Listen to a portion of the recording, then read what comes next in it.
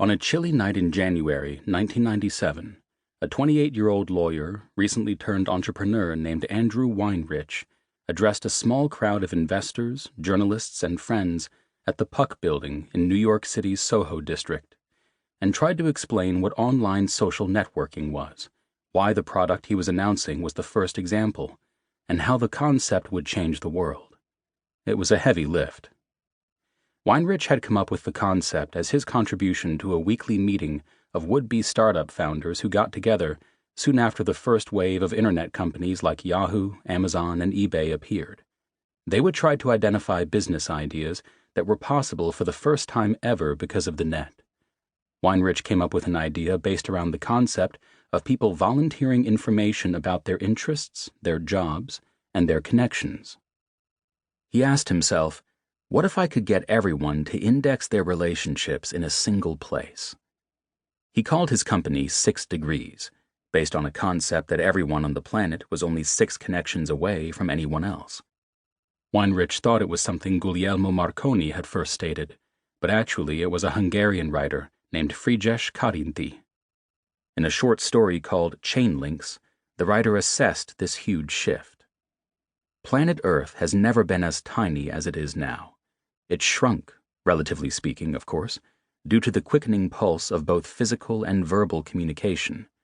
This topic has come up before, but we had never framed it quite this way.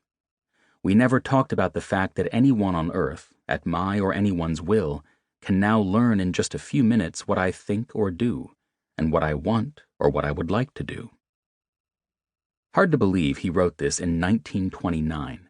Karinthy's characters in this short piece tried an experiment to see if a chain of connections could connect them to any random human among the then world population of 1.5 billion with only 5 personal introductions, beginning with one's personal network of friends and then proceeding to the next person's introduction.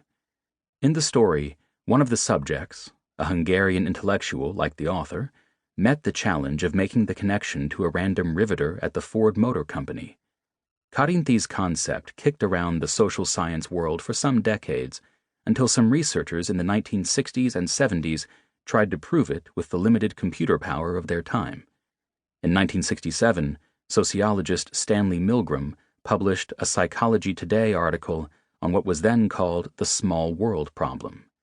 In a study published 2 years later, he and his co-author tried to connect random people in Nebraska with those in Boston and found that the mean number of intermediaries between starters and targets is 5.2. In 1990, the concept would gain wide cultural currency when playwright John Guare used it to illuminate his eponymous play, 6 Degrees of Separation, adapted for film in 1993. Weinrich's implementation, though inspired by the 6 degrees theory, actually concentrated on 2 or 3 degrees of separation. More often than not, I can meet the people I don't know through those I do know, he told the crowd at the Puck Building. For centuries, people have been using their friends and acquaintances to make such connections, but it had always been hit or miss. Today we hope to change that, he promised, with a free, web-based networking service. He compared it to putting your Rolodex online and connecting to everyone else's Rolodex. If everyone uploads their Rolodex, you should be able to traverse the world, he gushed. On that cold night in January, Weinrich expressed a mission that was astounding to consider, connecting the world in a single network. Imagine for a moment that we had not just you in the database, but every internet user in the world, he asked his audience. Of course, there were only, he guessed, 40 to 60 million internet users at that point. Weinrich assumed, as a matter of course, that connecting the world would be a boon to humanity. Why would it be otherwise? 6 Degrees pioneered several tropes that would be part of virtually all social networking sites. It included the viral before there was viral plan to use email invites to build the network. At the launch event, Weinrich even supplied printed out invites inside envelopes to the attendees that were duplicates of the ones hitting their mailboxes. Then he urged them to open their browsers on computers in an adjoining room and begin submitting the emails of their friends and connections to 6 Degrees. When those people got their invites, they would be asked to confirm that they indeed knew those who suggested them. It was the first time that an online service used such verifications. 6 Degrees was something new and, had it succeeded, would have been the nexus of endless studies and assessments.